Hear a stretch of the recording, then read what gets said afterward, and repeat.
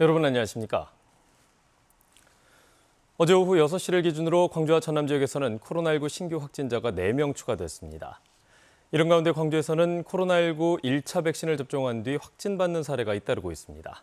방역 당국은 백신을 접종했더라도 감염에 취약할 수 있다며 각별한 주의를 당부했습니다. 최승현 기자가 보도합니다. 연관 확진자가 10여 명 넘게 발생한 광주 남구의 한 호프집입니다. 지난 14일 이곳을 다녀간 3명의 확진자는 광주의 한 병원 의료진과 외주업체 직원으로 확인됐습니다. 한 노인 재가시설 이용자 1명을 포함해 백신 접종 후 확진 사례는 광주에서만 현재까지 모두 4건. 이들 모두 의료진과 취약계층 등 코로나19 백신 우선 접종 대상자입니다. 이 가운데 3명은 아스트라제네카, 1명은 화이자 백신 접종자였고 접종 시기를 보면 2명은 1차 접종 10일 이내, 2명은 접종 한 달이 지났습니다. 방역당국은 백신 1차 접종만으로는 면역 형성이 완벽하지 않고 접종자 10명 가운데 1명꼴로 항체 형성이 되지 않을 수도 있다며 백신 접종자들의 방역수칙 준수를 거듭 당부했습니다. 2차 접종 이후 2주 이전까지는 마스크 착용이라든지 방역수칙 준수는 반드시 지켜야 될 사항이라는 것을 다시 한번 말씀드립니다. 최근 광주 전남에서 코로나19 지역 감염 사례가 산발적으로 확산되고 있는 상황. 의료진 등 백신 접종 우선 대상자들의 확진 사례가 잇따르면서 사적 모임 자제 등 각별한 주의가 요구되고 있습니다. KBS 뉴스 최송현입니다. 올 들어 포스코 광양과 포항에서 직업성 암으로 인한 산재 승인이 잇따랐습니다. 산업안전보건공단이 철강 제조업 최초로 포스코에 대한 집합 역학조사에 착수했습니다. 곽선정 기자입니다. 35년 동안 포스코 광양과 포항에서 일하다 폐암에 걸린 A씨. 지난 3월 포스코 노동자 가운데 처음으로 폐암 산재 인정을 받았습니다. 이렇게 올 들어서만 포스코에서 나온 직업성 암 산재 승인은 3건. 산업안전보건공단이 포스코에 대해 집단 역학조사에 들어갔습니다. 철강 제조업 분야에 대한 첫 번째 집단 역학조사입니다. 기간은 오는 2023년까지. 포스코뿐 아니라 협력업체도 조사 대상에 포함됐습니다. 공단은 노동자들의 건강 상태 자료 분석과 현장 조사 등을 통해 작업 환경과 질환 발생의 연관성을 살필 예정입니다. 그동안 포스코는 지난 7년 동안 12,600여 차례의 작업 환경 측정 결과 유해물질 기준치 초과가 단 한 건도 없었다는 주장을 해왔습니다. 퇴직자를 포함해서 여전히 근무하고 계신 노동자들도 마찬가지지만 관련 질환에서 호소하는 노동자들의 제보가 잇따르고 있고요. 이번 조사에 노사정이 함께 참여해야 한다는 주장도 제기됐습니다. 제철소 현장을 잘 아는 노동자들의 참여를 보장해 구체성과 신뢰성을 높여야 한다는 겁니다. 또 조사 과정 중 확인된 유해물질은 지역 주민에게도 공개하는 등 제철소 인근 주민들에 대한 조사와 대책 마련도 필요하다는 지적입니다. 지역 주민들이 특정한 질병에 대해서 1배 이상의 질병 발병률이 높은 걸 낳아서 좀 더 심도 깊은 연구가 필요하다는 조사 보고서가 나온 적이 있습니다. 한편 포스코는 역학조사에 성실히 협조하고 문제점이 확인되면 개선하겠다고 밝혔습니다. KBS 뉴스 박선정입니다. 최근 정부가 발표한 제4차 국가철도망 계획 초안에 광주 전남이 요구한 대부분의 노선이 배제된 것과 관련해 광주 전남 시민사회단체들이 심각한 호남 차별이라고 평가했습니다. 광주 경실련 등 시민사회단체 등은 연대 성명을 내고 광주와 전남을 텃밭으로만 간주하는 민주당의 안일한 대응도 책임이 있다고 지적했습니다. 단체들은 또 최종 계획에 광주 대구 간 달빛 내륙철도를 반드시 반영해 줄 것을 촉구했습니다. 건조한 날씨가 이어지는 요즘 화재 위험이 커지는 곳이 바로 농촌의 축사입니다. 축사 화재는 대형 피해로 이어지는 경우가 많은데요. 봄철 축사 화재 예방법을 손준수 기자가 보도해드립니다. 양계장 위로 희뿌연 연기가 치솟습니다. 화재 현장에 도착한 소방차. 진입로가 좁아 쉽게 접근하지 못합니다. 결국 초기 진화에 실패하면서 순식간에 건물 2동이 불에 탔고 4억 원이 넘는 재산 피해가 났습니다. 축사 화재는 이처럼 대형 피해로 이어질 우려가 높습니다. 대부분의 축사는 불에 잘 타는 샌드위치 판넬 구조의 보온재를 사용하는데 한번 불이 붙으면 불길을 잡기가 쉽지 않습니다. 축사 대부분이 마을과 멀리 떨어져 있고 또 이렇게 진입로도 좁아서 소방차 출동이 어려운 상황입니다. 이 때문에 소화기를 활용한 초기 진화가 중요합니다. 소화기 같은 경우에는 내용 연수가 10년이 지나면 안 돼요. 누전과 합선 등 전기적 요인으로 불이 자주 나기 때문에 전선 상태 등도 수시로 점검해야 합니다. 전기 배선을 추가로 설치할 때는 규격 전선을 사용해야 하고 오래된 전선은 바로 교체해야 화재 위험을 줄일 수 있습니다. 축사가 오래되다 보면 배전반이나 전기시설에 분진이 쌓일 수가 있습니다. 분진은 화재가 발생하는 요인 중에 하나입니다.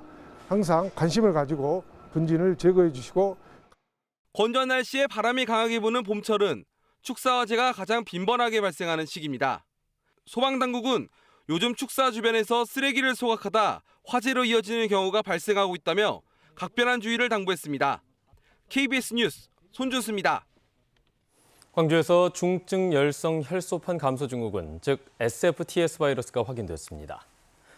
광주시 보건환경연구원은 최근 채집한 야생 진드기에서 SFTS가 올해 처음으로 확인됐다며 야외 활동 시 긴 소매 옷을 입고 귀가 후에는 세탁과 샤워를 할 것을 당부했습니다. 광주에서는 2013년부터 현재까지 환자로부터 46건의 SFTS가 확인됐으나 야생 진드기에서 확인된 것은 이번이 처음입니다. SFTS는 진드기가 매개하는 법정 감염병으로 고열과 구토, 설사 등 증상을 보이며 특별한 치료제나 백신이 없어서 치사율은 약 20%인 것으로 알려졌습니다. 제13회 광주 비엔날레가 진행 중인 가운데 재단 내부의 인사 문제로 잡음이 일고 있습니다. 광주 비엔날레 재단 노조는 성명을 내고 부당해고와 인사권 남용, 노동력 착취 문제가 지속되고 있다면서 국민권익위원회 등에 진정서를 제출했습니다. 이에 대해 재단 측은 최근 부장 4명 가운데 1명은 계약이 만료돼 해지 통보를 했고 2명은 감사 결과에 따라 인사위원회 회부에 징계 절차를 밟고 있다고 밝혔습니다.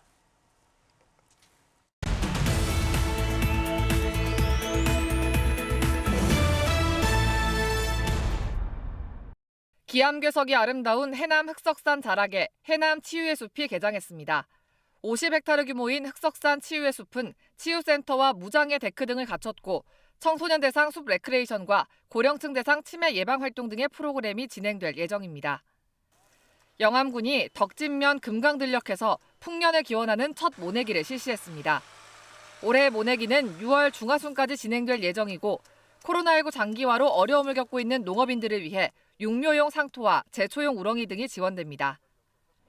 고흥군이 여성 친화도시 기반 조성 사업으로 범죄에 취약한 여성들을 위한 스마트 안심터치 지원 사업을 추진합니다.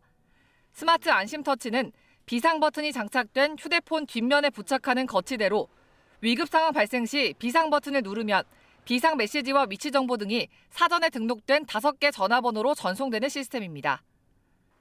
담양군이 치매 어르신 실종 사고 예방과 실종할 경우 신속한 발견을 위해 치매 어르신을 대상으로 배회 감지기를 무상 지원합니다. 배회 감지기는 위성 위치 확인 시스템을 활용한 휴대성이 좋은 손목시계형 단말기로 치매 어르신이 일정 지역을 벗어나면 미리 등록된 보호자 스마트폰으로 메시지가 전송돼 대상자의 위치를 파악할 수 있습니다. 지금까지 단신 브리핑이었습니다. 노동조합 설립과 활동 등으로 해직당한 광주 지역 공무원들이 특별법 제정에 따라 복직 신청에 나섰습니다. 전국 공무원 노조 광주 지역 본부는 어제 북구청 앞에서 기자회견을 열고 지난해 12월 제정된 공무원 노동조합 관련 해직 공무원 등의 복직 등에 관한 특별법안 시행에 따라 지난 2013년과 2004년에 해직된 조합원 5명에 대해 복직을 신청했다고 밝혔습니다. 광주시 교육청이 학원 종사자들에게 PCR 검사를 권고하고 나섰습니다. 광주시 교육청은 학원에서 코로나19가 발생할 경우 학생들과의 연관 감염 가능성이 높다면서 확진 사례를 미리 파악할 수 있도록 강사 등 종사자들이 선제적으로 PCR 검사를 받을 것을 권고했습니다. 교육청은 광주 지역의 학원과 교습소는 4,700여 곳이며 앞으로 학원 등의 방역수칙 준수 여부를 지속해서 점검할 계획입니다. 전라남도 소방본부가 다음 달부터 섬 지역 주민 백신 접종이 실시됨에 따라 이상 반응 환자 발생에 대비한 이송 대책을 추진합니다. 이번 조치는 65세 이상 섬 지역 접종 대상자 17,000여 명이고 혹시 발생할 수 있는 이상 반응 환자 신고가 증가할 것에 대비한 것입니다. 전라남도는 섬에 주민이 사는 곳은 모두 272곳으로 응급 상황에 대응하도록 소방 헬기와 전문 인력 그리고 119 나름이선을 배치해 환자를 이송할 계획입니다. 조선대가 완도에 해조류 바이오 유효성 실증센터를 구축합니다. 조선대는 해수부가 주관한 해조류 기반 바이오 헬스케어 유효성 소재 실증 지원 사업 공모에 최종 선정돼 2024년까지 국비 등 160억 원을 들여 완도 신지면에 실증센터를 구축한다고 밝혔습니다. 해조류 바이오 유효성 실증센터는 앞으로 해조류를 고부가가치의 기능성 소재로 활용하기 위해 연구 등을 수행하게 됩니다. 코로나19의 영향으로 지난해 광주와 전남 지역의 혼인 건수가 줄어든 것으로 나타났습니다. 호남지방통계청이 발표한 호남 지역의 혼인 이혼 현황 자료를 보면 지난해 광주 지역의 혼인 건수는 5,500여 건으로 전년보다는 11.7%, 전남은 6,300여 건으로 14.1% 감소했습니다.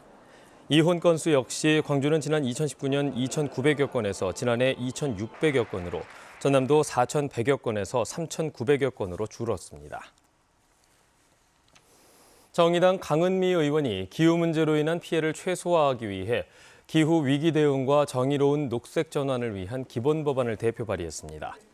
강은미 의원은 현 세대와 미래 세대에게 지속 가능한 환경과 사회를 구축하기 위해 국가가 5년마다 기후 위기 대응 기본 계획을 수립하고 온실가스 감축을 위한 국가와 자치단체의 계획 수립과 시행 등의 내용을 담은 법안을 발의했다고 밝혔습니다. 위조한 공문서를 이용해 항공기에 탑승하려던 고등학생이 경찰에 붙잡혔습니다. 광주 광산경찰서는 지난 25일 오전 8시 20분쯤 광주공항에서 위조한 공문서로 제주행 항공기에 탑승하려고 한 혐의로 17살 A군을 붙잡아 조사하고 있다고 밝혔습니다.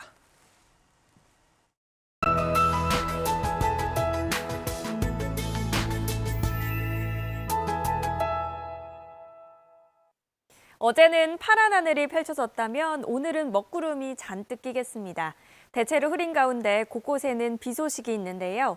오후 3시 정도부터 전남 남해안 지역에 비가 시작이 되겠고요. 광주와 전남 내륙 지역에도 빗방울이 떨어지겠습니다.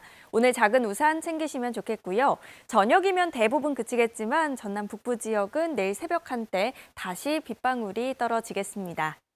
예상되는 비의 양은 5mm 미만으로 많지는 않겠습니다.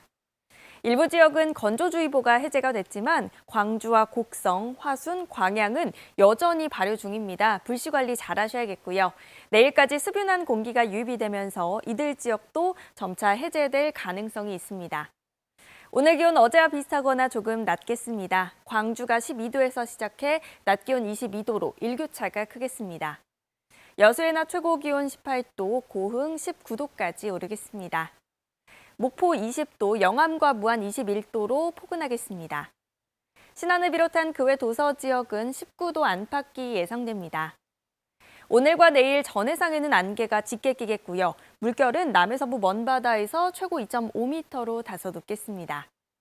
어제와 오늘 고비 사막에서 황사가 발원하고 있는데요. 내일 우리나라로 날아올 가능성이 있고요. 금요일에는 다시 한번 비 소식이 있습니다. 날씨였습니다. 뉴스를 마칩니다. 여러분 고맙습니다.